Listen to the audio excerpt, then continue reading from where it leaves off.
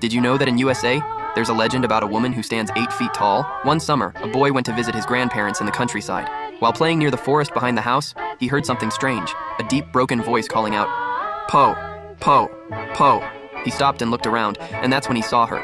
A tall woman in white, wearing a wide hat. Panicked, he ran back home. His grandparents immediately locked the doors and covered the windows. The boy was scared and confused, with no idea what was happening. They kept him inside, telling him to stay hidden until his parents arrived to take him away. But after only a few hours, something started knocking on the front door. His parents arrived the next morning. The house was silent. Inside the boy's room, they only found a wide-brimmed hat lying on the floor. On the wall, scratched deeply into the wood, were 3 words, "She's not gone." Comment part 2 if you want more.